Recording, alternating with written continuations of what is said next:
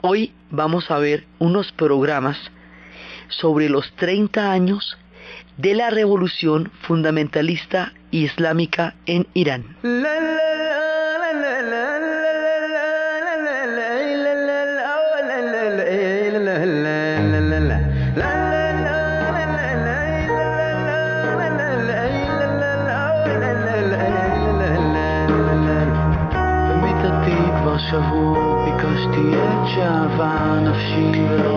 En estos días se están conmemorando los 30 años de uno de los hechos que más ha influido en la geopolítica reciente de los diferentes órdenes mundiales que han transcurrido después de la caída del muro de Berlín y el fin de la Guerra Fría. La revolución fundamentalista islámica, que tan de sorpresa tomó a la gente del siglo XX, llega sin ningún anuncio. En algún momento para los occidentales, en algún momento una manifestación de millones de personas por las calles de Teherán están pidiendo el regreso de París de la figura del Ayatollah Khomeini y están pidiendo la huida del Shah de Irán, que había maltratado a su pueblo de manera ignominiosa durante mucho tiempo. El mundo contemplaba atónito cómo primero esta expresión de voluntad del pueblo iraní se hacía tan vigorosa y tan poderosa, y luego cómo llegaban unos personajes completamente desconocidos con una propuesta histórica que Occidente no entendía, y como esto sucede durante la época de la Guerra Fría, entonces nadie podía explicar el mundo con un parámetro diferente al capitalismo y al comunismo. Nadie podía entender, más allá de las ideologías y más allá de los sistemas económicos, qué otra cosa podría haber sobre la faz de la tierra que no fuera billete de ideología, como por ejemplo, ¿como qué? Entonces, cuando esto sucede, no hay una lectura posible. No hay una explicación que pueda entender por qué pasa esto en un momento en que ya llevamos un siglo completamente laico, y cómo es que aparece una expresión religiosa tan profunda como un río oculto de la historia y va a desplegarse de una manera tan importante, va a cambiar toda la geopolítica de la región, va a alterar de ahí en adelante la correlación de fuerzas y de poderes, va a influir en los precios del petróleo, va a traer unos marcos religiosos con los que hoy por hoy estamos bastante familiarizados, pero que en esa época resultaban completamente desconocidos. Esta revolución va a cambiar toda la estructura de lo que antes entendíamos que era el mundo, y va a proponernos una cantidad de cosas completamente distintas y desconocidas para nosotros. Hoy por hoy existe una inquietud alrededor del programa nuclear que está implementando Irán y alrededor de la figura de Ahmadinejad, que tiene un discurso bastante fuerte contra Occidente y particularmente fuerte contra Israel, quien lo considera su principal enemigo y quien considera que en torno al creciente poderío de Irán tiene que levantar todo un esquema defensivo, y lo que hace más polarizante y más compleja la ya difícil situación del Medio Oriente. Este panorama, que no parece tener ningún sentido así enunciado 30 años después, tiene toda una historia detrás. Si hay algo que tiene historia, son estos panoramas de Persia. Los iraníes son los persas, y estos pueblos son muy antiguos. Son sumamente antiguos y tienen unos niveles de civilización poderosísimos. Nosotros hemos tenido una gran influencia de los persas a lo largo de nuestra historia, pero siempre han estado al margen del reconocimiento de esa influencia. Ellos son una civilización matriz. De ellos vienen muchas ideas y vienen muchas cosas, pero no las reconocemos como tales. ¿Por qué, si son proveedores de tantos niveles de civilización, conocemos tan poco de sus influencias? ¿Por qué siempre estaban del lado de los enemigos, siempre estaban al lado contrario a las culturas donde se formó Occidente? En la época de los griegos, ellos eran los enemigos acérrimos de los griegos. Y los griegos, con esa jefatura de prensa que tuvieron y con toda esa capacidad para irradiar su propia visión del mundo, como una visión que llegaría a convertirse casi en única en Occidente, consideraban a los persas sus más grandes adversarios. Casi que se podía decir que podía haber una guerra fría entre los persas y los griegos, no porque no se dieran bala de frente, sino porque ahí sí había unas ideologías totalizantes en las cuales un esquema u otro eran incompatibles y se consideraba que el triunfo del uno implicaría el fin del otro. Esto llegó a unos niveles de confrontación pues muy grandes. Después, en tiempos de los romanos, los persas se les conocía como los partos. Y ahí seguían siendo enemigos de los romanos. Y los romanos van a ser los que manden la parada en Occidente. Entonces tampoco. Después, en tiempos del Islam, ellos van a ser los únicos chiitas cuando el resto del Islam es sunita. En cambio, tampoco.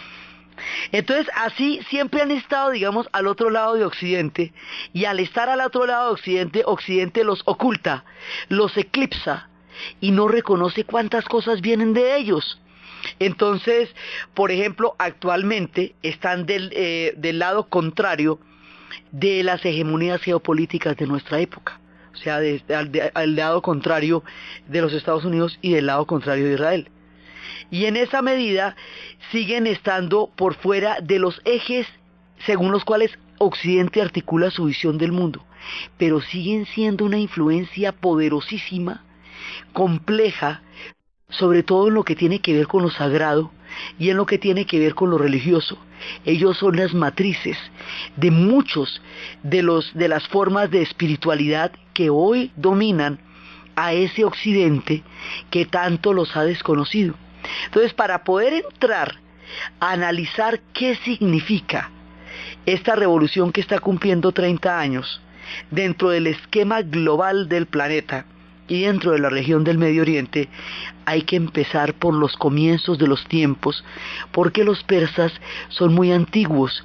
Es difícil seguirle la pista porque se llaman diferentes según cada periodo de la historia. Entonces se llaman persas, parsúas, medas, se llaman partos, aquemenidas, se llaman sasánidas, se llaman iranios, se llaman de muchas maneras y son el mismo parche, los mismos persas de toda la vida, o el mismo Irán, si se quiere, que era el nombre original, iranios, y ellos datan de hace más de 2500 años antes de Cristo y tienen una continuidad histórica en el reconocimiento de su presencia por la tierra única.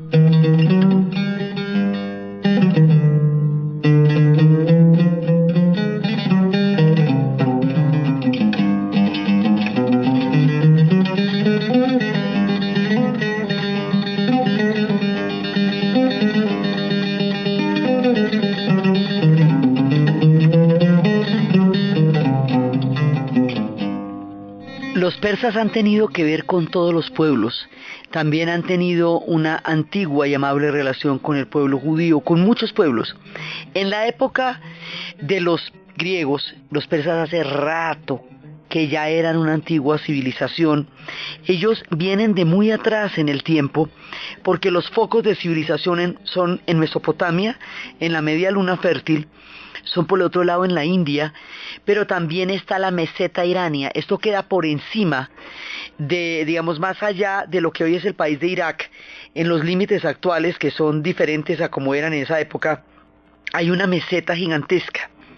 Esa meseta gigantesca, que además tiene unas montañas muy altas, es donde queda Irán. Irán queda entre el Golfo, o sea, es como una especie de tapón, o como una especie de vínculo, como usted lo quiera ver, entre el Asia Central y el Medio Oriente. Y esa condición de estar entre el Asia Central y el Medio Oriente es la que lo hace geográficamente tan delicado.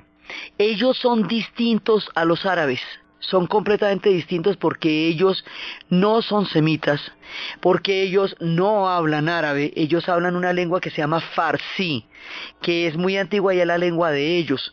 Ellos no son semitas sino elamitas, vienen de Elam, tienen otra procedencia histórica, vienen otros orígenes, otras maneras de manifestarse, solamente que como también son musulmanes, entonces todo el mundo los mete dentro de la misma cochada, pero esta gente es totalmente distinta y su cultura es muy particular. Es más, para la época en que los árabes los invadieron en el año 636, ellos ya tenían 1344 años de historia escrita y 7000 años de tradición oral para la época en que llegaron los árabes allá.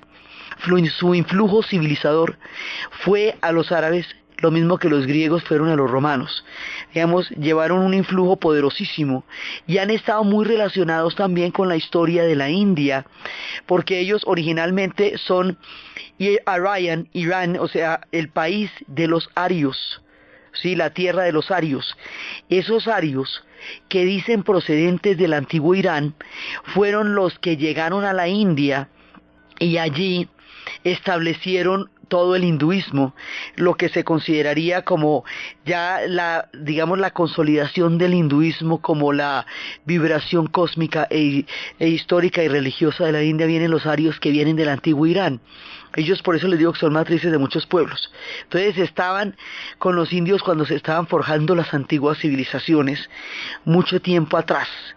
Van a ser contemporáneos de todos los demás pueblos, van a ser contemporáneos de los judíos, cuando los judíos fueron expulsados y fueron deportados por los babilonios desde la tierra de Canaán hasta Babilonia, y allá estuvieron en situación de exilio y se les destruyó el templo. Ahí, durante el tiempo que vivieron eso, fue Ciro el Grande el que, después de haber retomado Babilonia, le dio permiso a los judíos para regresar a su tierra y les dio la oportunidad y el financiamiento para construir el segundo templo. Por eso es que ellos se refieren a Ciro el Grande como un gran benefactor, y esa es la época del libro de Esther, y es cuando se cuenta la historia de las orejas de Amán, que era el que había organizado, había dado la orden de una gran matanza judía que Esther, con su astucia y su nobleza, impidió, y por eso hay una fiesta que se llama Purim, que es donde comen orejas de Amán. Esos episodios suceden durante la época de Ciro, en los tiempos del exilio del pueblo judío. Más adelante, en la modernidad, los rastas, que se consideran herederos de Etiopía y del rey Salomón y de la reina de Saba, de un judaísmo primigenio que existe en la antigua Etiopía, se hacen hermanos espirituales de este exilio, del exilio que tuvo el pueblo judío en la época de Babilonia. Consideran a Babilonia como la tierra extraña a su espiritualidad, y consideran a Sión como la tierra anhelada de la cual están en exilio. Y en esa medida, las grandes capitales de las ciudades donde ellos habitan, o sea, París, Londres, Nueva York, esas grandes capitales, ellos las consideran Babilonia, la Babilón, porque allí siempre están en condiciones de desventaja y en condiciones de marginamiento, de indefensión muchísimas veces. Su espíritu allí se encuentra siempre inquieto, siempre en estado de acecho, mientras que hay una tierra espiritual a donde ellos quieren volver que llaman Zion. Esto lo hacen los Rastafaris como una manera de hermanarse con esa historia de la cual se sienten espiritualmente herederos, y por eso cantan esta versión de la canción de los ríos de Babilonia. By the rivers of Babylon, where he sat down, and there he wept when he remembered Zion.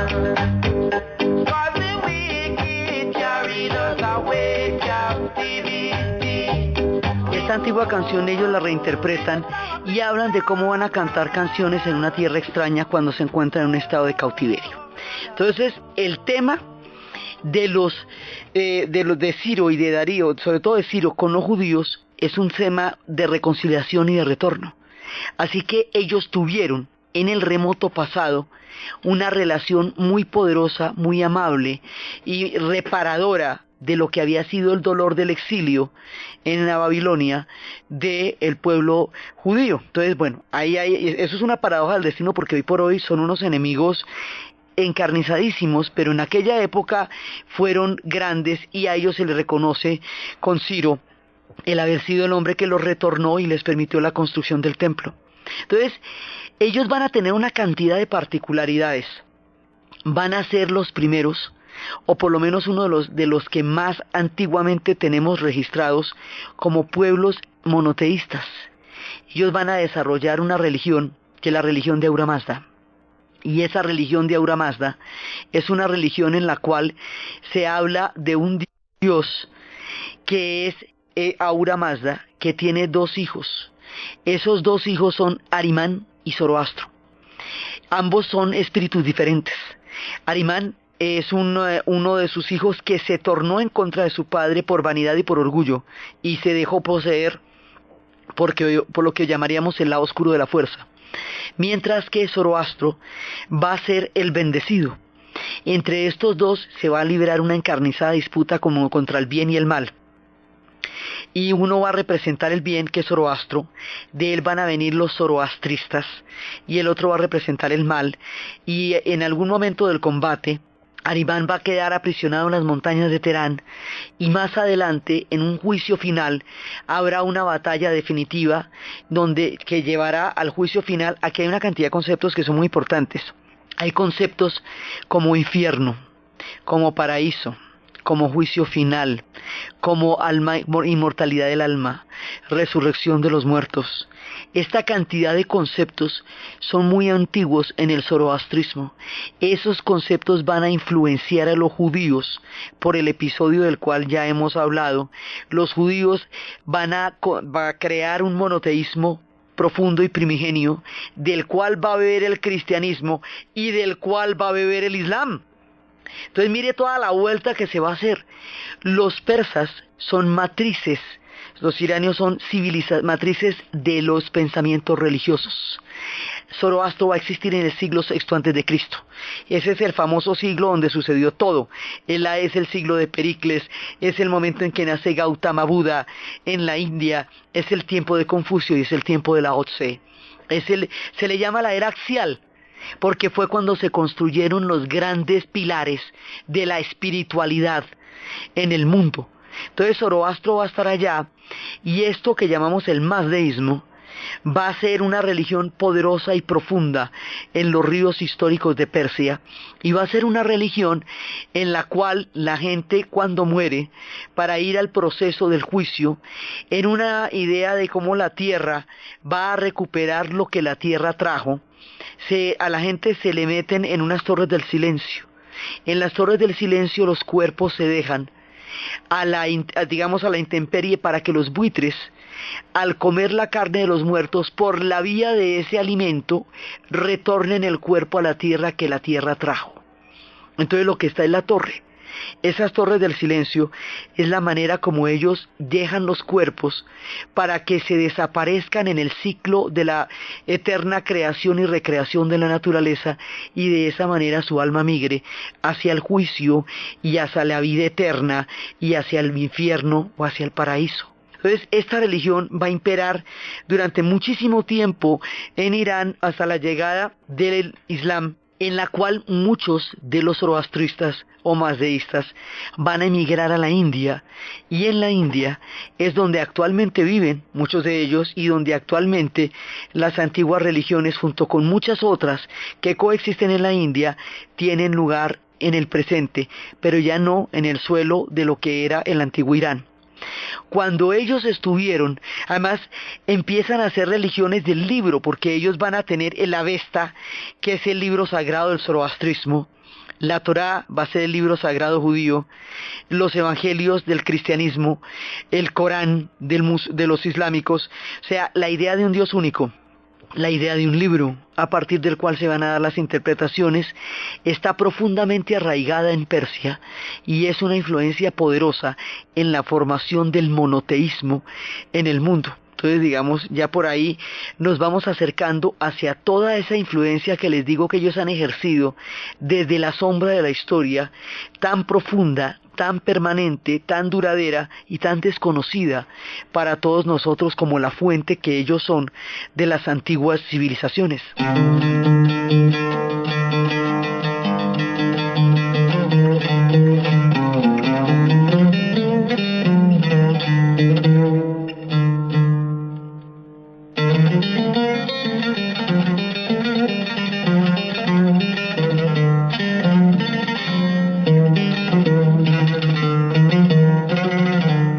Los persas fueron el primer gran imperio multicultural, organizado, gigantesco, capaz de aglutinar en su interior una increíble diversidad de pueblos, de lenguas y de religiones. ¿Cómo será que Hegel los llamaría el primer pueblo histórico? Porque fueron el primer gran imperio multicultural en el sentido en que los egipcios también son muy antiguos, pero ellos son bastante homogéneos en términos de la composición del imperio egipcio. Muchos, digamos, tenían varios pueblos, o los pueblos de la Media Luna en términos generales eran semitas. Aquí el imperio persa fue enorme, verdaderamente grande, fue como una sombrilla en toda la época de la antigüedad y atravesó una gran cantidad de poblaciones y de civilizaciones. Por eso decíamos que era como una especie de aglutinante entre Oriente y Occidente. Entonces, ellos tenían un sistema de organización administrativo que se llamaban las satrapías. ¿Cómo sería de áspera la pelea con los griegos? Que los griegos identificaron al sátrapa como un tirano. Una satrapía era como decir una gobernación, un departamento, una provincia, un estado. Era un calificativo geográfico para una unidad administrativa para el imperio de los persas. Pero los griegos consideraban que su antagonismo con los persas era tan insalvable que todo lo que proviniere de ellos necesariamente era antidemocrático o totalitario o distinto o de todas maneras peligroso o contrario a lo de ellos. Por eso les digo que la polarización de estas dos civilizaciones es la primera sombra que nos oculta los logros de Persia. Entonces, en esa época, ellos ya eran organizadísimos, eso ahí había gente de todas partes, ellos ya tenían una escritura fundamental, ellos han tenido muchos poetas, ellos han tenido una literatura impresionante, ellos han tenido una civilización enorme, pero en su guerra con los persas, en su guerra con los griegos consideraban que la principal amenaza para su forma de vida y su política y su civilización eran los persas, y que por lo tanto los persas eran como la oscuridad de la luz que los griegos representaban. El haberlos puesto de esa manera les dio una sombra inmerecida desde el punto de vista de los logros para Occidente que va a provenir de los griegos. Entonces, como ellos tuvieron esas batallas tan duras, la de Maratón, sí, precisamente en esas batallas o las de las Termópilas. Entonces, si ustedes analizan el cómic de 300, la manera como ellos muestran a los persas es como un pueblo bárbaro, un poco protuberante en sus lujos, amanerado inclusive, ¿sí?, enorme en sus ejércitos, que llegaba a amenazar a unos ciudadanos preclaros, honestos y valientes de la temible Esparta y de la política Atenas. Entonces quedaban como unos terribles que iban a montársela a los griegos, y los griegos no tuvieron más remedio que darles una batalla colosal emanada de su nobleza innata y su valor tremendo. Entonces, cuando uno analiza el cómic y la película, le parece que el discurso es muy parcial, pero es que los griegos pensaban realmente así en ese momento. Entonces, los griegos están dando un espectro político, filosófico y científico, mientras que los persas están dando un espectro místico y religioso, pero de gran importancia, porque de ellos también va a salir otro personaje que se llama Mani más adelante, y Mani va a ser un personaje que asimila mucho la imagen, digamos, de un hombre que trajo luz, que trajo una nueva mirada, y que murió en un martirio terrible durante 27 días, en una forma parecida a la pasión que habría de vivir siglos después Jesús, y que dividía el mundo entre las luces y las sombras, pero no de una manera tan tajante como a partir de su imagen se llamaría el maniqueísmo, que es una división irreductible entre el bien y el mal. Él no tenía esa manera tan tajante de dividir la realidad, pero sí hablaba de esas dos fuerzas, y es una figura de una talla espiritual enorme, que ese también es de Persia. Otro que es de Persia es Mitra, que va a crear toda una religión, y él era un dios de luz, el sol, y ese sol, ese dios de luz, tenía su cumpleaños o su apogeo el 25 de diciembre, razón por la cual cuando el cristianismo se junte con el mitianismo a través de Roma, más adelante, y Roma se cristianice, se haga una asimilación entre la Navidad y el nacimiento de Mitra. O sea, por eso le digo, es una historia oculta pero permanente, la que nos hace tributarios incógnitos de la civilización de los persas. Entonces los persas estaban agarrados contra los griegos, y finalmente esto era una cosa en que eran los unos o los otros. Entonces los persas van a avanzar casi desde el norte de la India. Lo que hoy es Afganistán fue parte del imperio persa, lo que hoy es Mesopotamia fue parte del imperio persa, y en su avance van tomándose la antigüedad en sus propias manos y en sus propias leyes. Van a llegar a lo que en esa época era la Anatolia, hoy es Turquía, van a llegar a las islas, y en el punto donde no van a avanzar más es en el punto de los griegos. Por eso hablamos de las Termópilas y de la batalla de Maratón. Y en la batalla de Maratón, si usted perdía una guerra, la ciudad era tomada y arrasada. Entonces muchas veces usted tenía que quemar la ciudad y huir antes de que los otros llegaran y acabaran la ciudad con usted adentro. Por eso avisar que una batalla se había ganado o se había perdido era la diferencia entre la vida y la muerte para una ciudad. Por eso es que el griego, que sabe de la victoria, tiene que correr un trecho increíble para avisar que la ciudad se salvó, y esa es la leyenda de la Maratón. Entonces también hay una tragedia, que es la tragedia de los persas, en la tragedia griega, que es la reacción inversa, la reacción de los persas cuando esperan en Sopnes el resultado de la batalla, y después se dan cuenta que la batalla se perdió y que la catástrofe se cierne sobre ellos. En ese punto de las batallas de Maratón y en las batallas de las Termópilas, los griegos ganaron. Los persas no siguieron avanzando más hacia el mundo griego, sino que se replegaron y continuaron con su imperio. Esa circunstancia histórica prácticamente empieza estas divisiones entre Oriente y Occidente. El mundo de los persas va a quedar como clasificado en el mundo oriental, mientras que el mundo de los griegos va a ser la cuna de Occidente. Y los persas tuvieron, además así los llamaban, los griegos llamaban a todo el mundo, no, la mitad del mundo se llama así porque los griegos la llamaban. Sí, los griegos habían llamado a una tierra que habían podido predecir a partir de sus cálculos de la redondez y la simetría de la tierra, que si la tierra era tan arriba era tan densa, abajo tenía que tener masas de tierra equivalentes porque era simétrica, y si fueran muy al sur, entonces ya serían muy australes. Entonces se imaginaban que hay que ir a Australia, y ahí queda.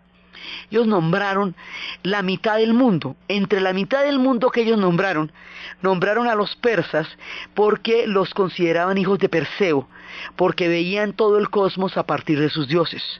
Por eso les decían persas. Pero también se les decía medas. Y las guerras de los griegos contra los persas, contra los medas, se llamaban por eso guerras médicas. No tenían que ver con la salud, sino con los medas. Más adelante viene el episodio de Alejandro. Alejandro va a derrotar a los persas en la batalla de Gaugamela, pero se va a enamorar de ellos. Se va a fascinar con esa magnificencia y con esa riqueza de la antigua civilización de los persas. Y el episodio de Alejandro queda magnificado como si fuera el único punto de quiebre del imperio persa, que fue increíblemente estable y poderoso durante más de 1500 años. O sea, esto duró 70 años, este episodio, digamos, entre que Alejandro los derrota y entre que los generales están allá, ¿sí? Pero con respecto a la milenariedad de la permanencia en el poder y en la administración de los persas, es un episodio importantísimo, pero un episodio de largo transcurrir de los persas. Después de Alejandro, cuando ya llegan los romanos, los persas ahora llamados partos, porque eso depende de la tribu que esté gobernando, del pueblo que esté gobernando, ahora llamados partos, entonces son irreductibles para los romanos. La última frontera queda en Siria, y ahí en Siria es donde se producía la mayor cantidad de confrontaciones y de rebeliones y de fuerzas encontradas. Nunca pudieron someter a Partia, a los partos. Entonces ahí tampoco se va a poder con ellos, y Roma va a ser occidente también. Va a ser la cimentación del sistema occidental de valores y de pensamiento. Entonces ahí quedan los partos como los enemigos de los romanos. Más adelante, cuando viene la era cristiana, los reyes que fueron a visitar a Jesús, al niño Jesús en el pesebre cuando van a ser el niño Dios, vienen de Persia. Y se les dice reyes magos, porque magos se les decía a los astrólogos, que era una parte fundamental de los persas su profundo conocimiento de los cielos y de la astronomía. Entonces ahí vuelven y nos aparecen con la llegada del niño Dios. Y después el cristianismo en Roma va a entrar, como dijimos, en una especie de forcejeo contra el dios Mitra. Y durante un tiempo, los romanos, cuando estuvieron avanzando sobre Partia, entraron en contacto con Mitra, y después va a haber un forcejeo entre Mitra y Jesús hasta que haya un sincretismo y se monte una fecha sobre la otra y el cristianismo siga su camino.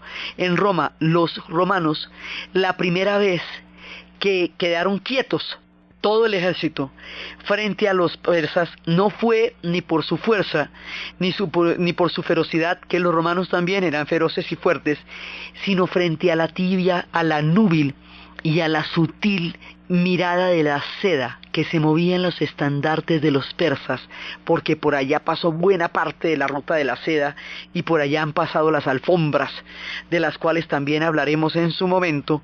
Cuando los romanos ven la sutileza de la seda mecerse en el viento, quedan paralizados, no por el horror, no por el miedo, sino por la delicadeza, por la sombra casi fútil de la seda en los estandartes de los persas. Entonces están metidos en las rutas, como tienen un imperio tan grande, por allá pasaron las rutas de casi todo. Entonces por allá pasó la ruta de la seda mucho tiempo, en la Bactriana y en todos esos sitios, y por allá pasaron las historias de las alfombras desde tiempos inmemoriales que han caracterizado el entorno y la manera como los persas han existido a lo largo de los milenios. Entonces esta gente viene de muy atrás, van pasando las civilizaciones y ellos siguen ahí. Usted los ve y ahí siguen. Van encontrándose los tiempos y ellos siguen ahí. Entonces más adelante, cuando los árabes se hacen poderosos a través de la llegada del Islam, el Islam llegará a Persia. Allahu Akbar, Allahu Akbar. Allahu Akbar, Allahu Akbar. Ashhadu an la ilaha illa Allah. Ashhadu an la ilaha illa Allah. Cuando llega la doctrina del Islam, los persas pueden entender la doctrina, ya ha pasado el esplendor sasánida y todo, porque tiene un montón de elementos que son compatibles, incluso originarios de su visión religiosa. Esto es como un reciclaje. O sea, la versión del Islam les llega a ellos diciendo lo mismo que ellos decían muchos siglos antes. O sea, hablaban de una vida futura, hablaban de una resurrección, de un juicio final, de un paraíso, de un infierno, de ángeles, de demonios, de ángeles vengadores. Entonces, Ahura Mazda para ellos se vuelve como Alá. Y Zoroastro, también llamado Zaratustra, se vuelve como Mahoma. Mejor dicho, ahí se puede. La equivalencia está casi dada en sí misma, porque viene de una fuente monoteísta, y los persas fueron los que empezaron el monoteísmo con Zoroastro en tiempos muy anteriores a la formación de la conciencia religiosa de los árabes alrededor del Islam. Todo lo del Islam va bien, lo que no les va bien es lo de los árabes. Entonces ellos dicen sí al Islam, no a lo árabe. O sea, sí, por eso es que les digo que es que ellos no son los mismos, porque ellos, digamos conscientemente, van a rechazar arabizarse. Sí se islamizan, sí se vuelven musulmanes, pero no se vuelven árabes. Entonces ellos van a marcar la diferencia a través del idioma.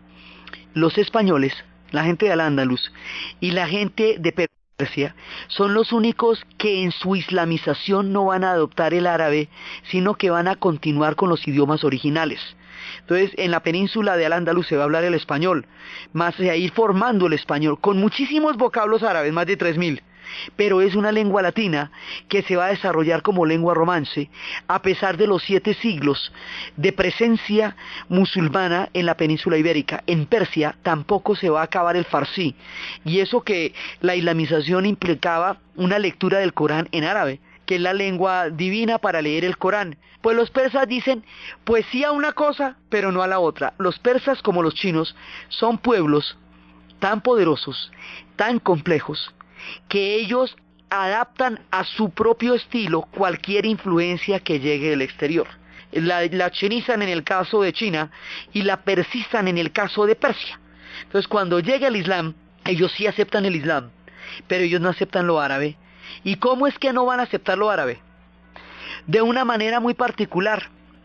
Ellos, como los árabes están llegando con la influencia sunita, porque cuando llega el Islam a Persia, ya ha muerto Mahoma, ya se ha presentado la división entre aquellos que van a considerar que los 5 califas o sucesores, en una línea más bien administrativa y política, le van a reconocer a ellos la organización del Islam posterior a la muerte de Mahoma, y que van a seguir los versos adicionales del Corán que se llaman la Sunna. Entonces, esta tendencia, por ser tan pragmática y por ofrecer una solución bastante hábil y novedosa para el momento histórico, se va a imponer por todas partes, primero a través de los omeyas, cuyo centro era Damasco, y luego a través de los abasides, cuyo centro va a ser Bagdad. Bagdad significa regalo divino, el regalo que Alá le dio a los árabes, este precioso y hoy tan sufrido Bagdad. Entonces, ellos van a llegar sunitas, y cuando lleguen a Persia, Persia va a decir, sí, aceptamos el Islam, pero nosotros vamos a ser chiitas. ¿Cómo te parece? Entonces los chiitas son los que piensan que la verdadera descendencia del profeta, la línea espiritual que ilumina a los que siguen la fe, no está representada en los sunitas, porque no se trata de un tema administrativo de 5 califas, sino se trata de un liderazgo espiritual, porque como los hijos de Mahoma fueron asesinados, Fátima y Ali, y fue pues la hija de Mahoma, que era Fátima, y su esposo Ali, y sus 2 hijos fueron asesinados, la familia sanguínea elegida por el profeta no pudo hacerse cargo del Islam como él hubiera querido. Ese vacío hace que se necesite llenar ese seguimiento, Shia significa seguimiento, con una línea de espiritualidad donde lo religioso y lo político son una sola cosa. No es un cargo como administrativo, sino una cosa entre lo religioso y lo político, que es una amalgama, y que es otra manera de entender el Islam. Ese Islam es minoritario en ese momento, perdió la batalla por el control general, y ese Islam minoritario es el que va a ser adoptado por los persas para llevarle la contraria a los árabes, y porque además tiene mucho más sus antiguas influencias. Entonces los persas, en la época del gran surgimiento del Islam, ellos van a ser chiitas, y todo el resto del combo va a ser sunita, y por eso siempre les digo que están al otro lado de la historia mayoritaria o hegemónica, y como las cosas se conocen a través de las historias hegemónicas, siempre quedan un poquito a la sombra, pero siguen existiendo con una influencia impresionante, y de todas maneras la conquista de los árabes hacia los persas los posibilita el contacto con una gigantesca civilización que, como les digo, va a cumplir una función parecida a la que cumplieron los griegos con los romanos. Los romanos eran más fuertes y tenían un imperio más poderoso en términos de ingenieros y en términos de administradores, pero es el espíritu griego el que le va a dar contenido al mundo romano. Igualmente pasa, los grandes pueblos del desierto, representados en el mundo árabe, van a llegar con poderosísimos ejércitos, pero al beber del influjo del mundo de los persas, van a sofisticar su conocimiento y van a potenciar la mezcla de ambos pueblos hasta crear una civilización colosal, que era donde decíamos que se había inventado el trasplante de córnea, la cámara oscura, los algoritmos, los logaritmos, el álgebra, la alquimia y tantos otros inventos que siguen siendo tributo de lo que hoy consideramos el conocimiento, que vienen de lejanas tierras y que no siempre, ni con frecuencia, ni con justicia se les reconoce cuando hablamos de la ciencia y del conocimiento. Cuánto tienen que ver estos pueblos en la formación de lo que hoy consideramos la ciencia moderna a través de su influjo civilizador. Entonces, allá se van formando. En esa época, muchas tendencias están apareciendo en Persia, en ese mundo que acababa de ser sasánida, muchísimas. O sea, Irán lo sabemos desde el principio, es el nombre original que después se lo volvieron a poner. Les podemos decir Persia o les podemos decir Sasania, estamos hablando de todas maneras de los mismos. Entonces, en ese momento aparecen muchas miradas. Hay una mirada se habla de un hombre de la montaña que tenía, cuando ya los árabes empiezan a declinar, cuando ya empieza a producirse el declive de la gran civilización árabe, porque hay un punto en que los persas van a quedar entre dos pueblos, y ese punto es donde donde realmente los van a llevar a la decadencia. Por un lado los árabes y por arriba los mongoles.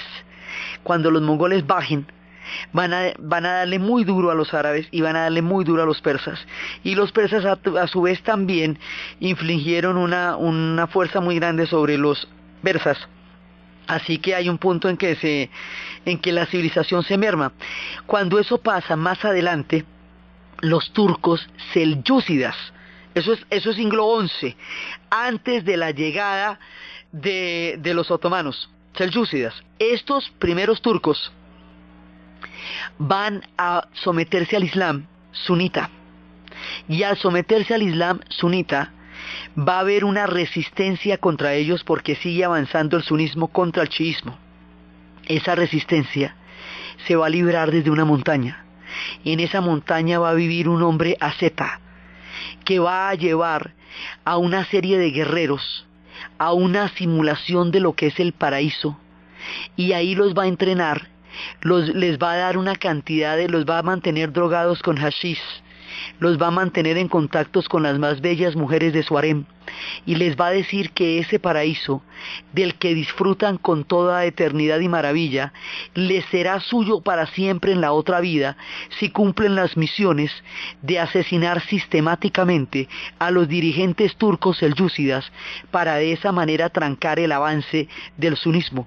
A esto se le llama la secta de los asesinos, porque eran fumadores de hashish, y eso los caracterizaba en su paraíso, que era una especie de promesa de la vida eterna. Esta montaña se llamaba el Alamut, y eso es una novela que va a escribir un tipo esloveno, yugoslavo, en 1938, y va a hacer una analogía entre este jefe de los asesinos, entre este líder, y Stalin y Hitler y Mussolini, que en el 38 eran de un totalitarismo feroz y que no podían ser denunciados explícitamente por lo peligroso de su época, y que él va a tomar el escenario de Persia como una manera del medioevo persa, digámoslo así, para encontrar un otro lugar donde pueda hablar de lo que no podía hablar en su momento. Sin embargo, al escoger este lugar, él era un hombre contra todos los totalitarismos, va a dar en la clave de una cantidad de cosas que tendrán más adelante una influencia muy grande. Este señor, el del Alamut, el de la secta de los asesinos, se va a inventar el asesinato político como arma, como una manera de combatir una idea o un ideal. Entonces, el tomar ese escenario, de todas maneras, tiene una posibilidad futura que va a hacer que después tengamos que lidiar una y otra vez con este tema. Por un lado está en la secta de los asesinos, pero por el otro lado, del mismo Irán, de la misma Persia, va a provenir una de las doctrinas más hermosas y más, más iluminadoras en términos de espiritualidad, que es el sufismo. Ellos, los sufis, están antes del Islam, pero se van a islamizar cuando llegue el Islam. Y los sufis son los que creen que el mundo es un océano de amor cósmico y que todos los seres humanos, todos los seres vivos en general, las plantas, los animales, somos seres hechos de amor, que el amor es una forma del conocimiento, que un bebé entiende y necesita el amor muchísimo antes de lo que va a necesitar la razón o el entendimiento, que es la primera relación que existe entre los seres humanos, que usted llega a conocer tan profundamente a sus mejores amigos o a la persona que ama o a sus hijos es a través del conocimiento del amor, porque el afecto hace que usted necesite conocer a una persona a la mayor prontitud para poder acercarse a su corazón.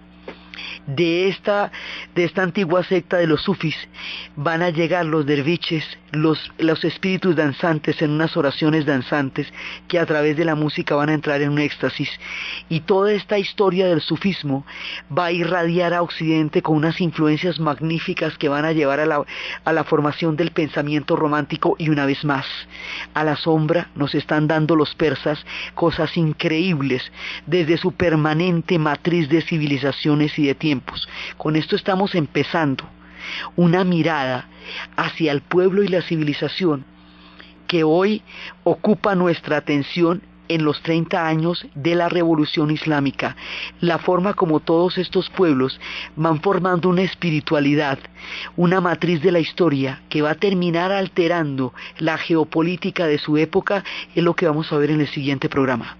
Entonces, desde los espacios de Ahura Mazda, de los persas, de los aqueménidas, de los sasánidas, de Darío, de Jerjes, de las Termópilas, de los pueblos que han irradiado con su luz la historia de una manera discreta y sutil, pero profundamente mística, en la narración Diana Uribe, en la producción Jessy Rodríguez, y para ustedes feliz fin de semana.